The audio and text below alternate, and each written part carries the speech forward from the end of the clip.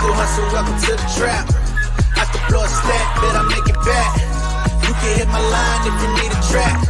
But we can't even talk if it ain't about the bag. What's going on, y'all? It's the kid J Nolan here. Hey man, we gotta have a real quick conversation. I know y'all get tired of talking about Quentin Miller. I know y'all get tired of hearing his name. He don't got no hits to his own name. I know. However, he was just on VladTV talking to Vlad about the fact that he never got paid for any of the music that he contributed to on Drake's catalog. Now, y'all know he did a lot of work on that If You're Reading This Is Too Late project. He's been outed as a ghostwriter. The reference tracks of him laying stuff down for Drake have been leaked out. DJ Drama put this stuff out. Meek Mill put this stuff out. He said that OG Macko actually gave Meek Mill his name, for him to actually target him, which ended up getting Quentin Miller jumped in Los Angeles at some point by alleged members of the Dream Chasers crew. Drake completely removed his hand from anything going on with him, so he's been trying to get it how he lived ever since that project came out. But you would think for all of that work and for all of that turmoil that he had to face, at the bare minimum, he should have got some money out the deal. He's saying that he did not. He's received little money under the table, probably hundreds of dollars, maybe thousands of dollars here and there under the table, basically like tips, little retainers to come to the studio, nothing major, just like food, gas, maybe something to eat type money, but nothing major that's going to affect his family. And the reason why he said this happened is because he was in a publishing deal with a very esteemed record producer and songwriter by the name of Tricky Stewart. Now, if you're not familiar with Tricky Stewart, then all you got to do is go look at the catalogs of Beyonce, Rihanna, The Dream, Usher, Justin Bieber, Mariah Carey. I mean, that's a pantheon of A-list right there, and you're going to see his name pop up quite a bit. Quentin says that he signed a pub deal with Tricky Stewart, and all of his publishing for that project and anything that he's done between the years of 2011 to 2019 were basically reverting into Tricky Stewart's publishing company, which ultimately went to Tricky Stewart's pockets. Now, not too long ago, Hit Boy came out and talked about how he was in a similar publishing deal with Polo the Don. And one of the clauses that ends up getting a lot of new artists, new songwriters, new producers caught up is this thing called an MDRC, which is basically a minimum requirement for songs delivered, right? But the tough thing about that is when you write a song, you're typically co-writing with people and you're splitting shares just with the typical people. So you're going to have a writer, you're going to have a producer, you may have other people contributing ideas. So you may not get that 50% or 100% share. Most likely you're going to get a 15% share, 25% share. And for the ease of access, I'm just going to talk about a 25% share. So let's say you sign a publishing deal and they say over the course of the next 5 years, you need to deliver 50 songs. And you say, oh man, that's easy. I got 5 years to deliver 50 songs. I could write that in my sleep. No. Tough thing is if you go out and write for artists like a Beyonce, Mariah Carey, all these different people, let's just say they're being generous and they give you 25%. You're not being credited for that 25%. You have to get 4 songs completed with these 25% shares in order to equal 1, right? So that's a 4-to-1 ratio. So that basically means you got to complete 4 songs to be credited for 1.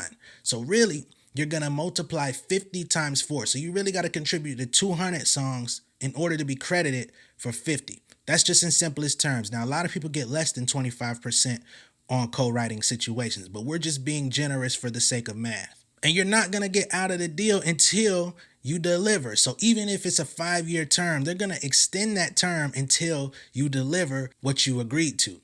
So that 5-year term could easily extend into a 10-year term. Not to mention that in most of those clauses, they have to be major releases. So you can't be writing songs for independent artists that come out on no label and think you're going to get credited. No, they have to be big primetime releases on major labels. Even if they're small artists on major labels, it can't be demo songs. It can't be leaks. It has to be official.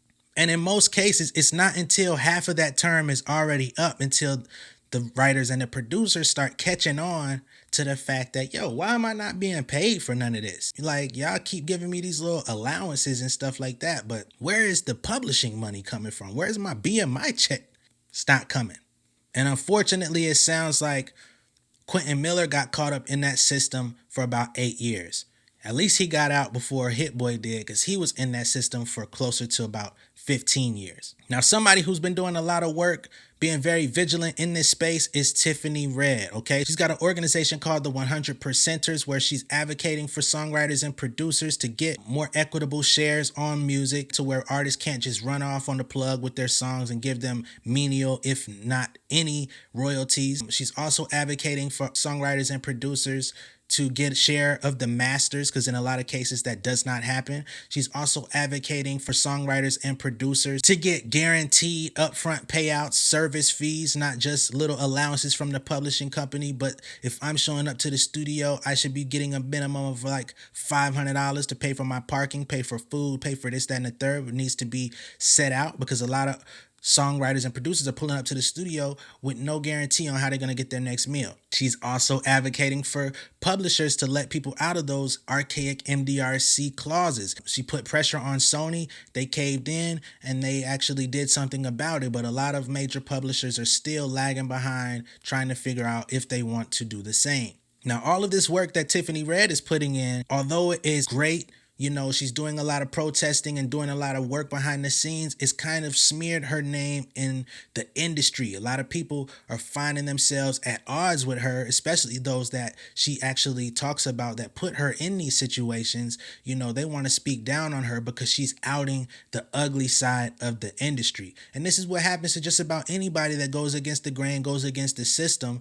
Like, you get outcasted, which basically halts your money, puts a damper on your relationships, puts a damper on your invites to the studio. So she's sacrificing a lot to advocate for songwriters and producers. I think you guys need to tap in.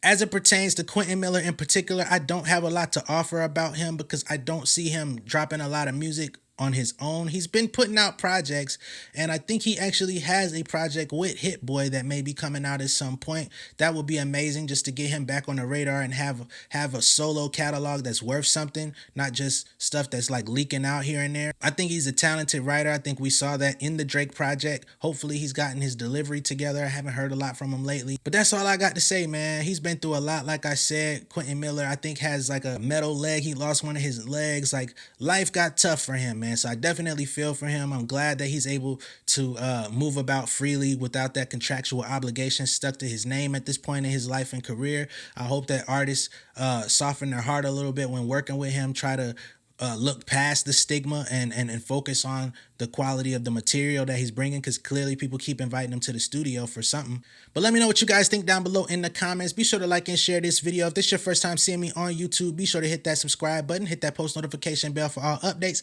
and I will see you guys on the next one. All right, much love and respect, y'all. Peace.